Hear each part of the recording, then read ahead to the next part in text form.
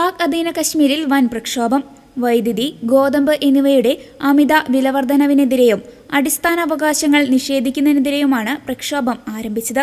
എന്നാൽ അഭയാർത്ഥികൾക്കായുള്ള സീറ്റ് സംവരണത്തെ ചൊല്ലി പ്രക്ഷോഭകരും സുരക്ഷാ സേനയും തമ്മിലുണ്ടായ കടുത്ത ഏറ്റുമുട്ടലിൽ 15 പേർ കൊല്ലപ്പെടുകയും തുടർന്ന് പ്രക്ഷോഭം വലിയ രീതിയിൽ വ്യാപിച്ചതിനെയും തുടർന്ന് 1.5 ലക്ഷത്തിലധികം പേരാണ് ഭരണകൂടത്തിനെതിരെയും സൈന്യത്തിനെതിരെയുമായി തെരുവിലിറങ്ങിയത്.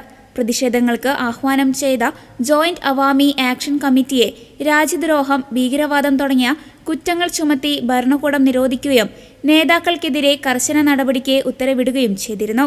എന്നാൽ ഈ നിരോധനത്തെ മറികടന്ന് ലക്ഷക്കണക്കിന് ആളുകളാണ് മാർച്ചിൽ പങ്കെടുത്തത്. ഇത് പലയിടങ്ങളിലും സുരക്ഷാ സേനയുമായി വലിയ രീതിയിലുള്ള സംഘർഷങ്ങൾക്ക് കാരണമായി.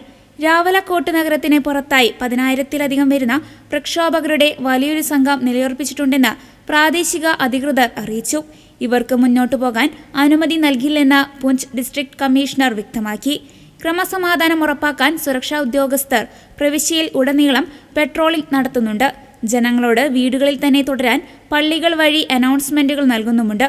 അതേസമയം പ്രവിശ്യയിൽ ഇന്റർനെറ്റ് വിച്ഛേദിച്ചതായും വ്യാപകമായ രീതിയിൽ ആളുകളെ അറസ്റ്റ് ചെയ്യുന്നതായും മനുഷ്യാവകാശ സംഘടനയായ ആംനസ്റ്റി ഇന്റർനാഷണൽ ആശങ്ക രേഖപ്പെടുത്തി.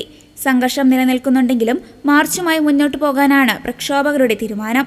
ഇതോടൊപ്പം JAAC പൊതുപണിമുടക്കിനും ആഹ്വാനം ചെയ്തിട്ടുണ്ട്. മുസാഫഹാബാദിൽ കടകമ്പോളങ്ങൾ പൂർണ്ണമായും അടഞ്ഞുകിടക്കുകയാണ്. സുരക്ഷാ ഭീതി കാരണമാണോ അതോ സമരത്തിന് ഐക്യദാർഢ്യം പ്രഖ്യാപിച്ചാണോ കടകൾ അടച്ചതെന്ന് വ്യക്തമല്ലെങ്കിലും തങ്ങളുടെ ആവശ്യങ്ങൾ അംഗീകരിക്കുന്നതുവരെ സമരം തുടരുമെന്ന് പ്രദേശത്തെ വ്യാപാരികൾ വ്യക്തമാക്കുന്നു.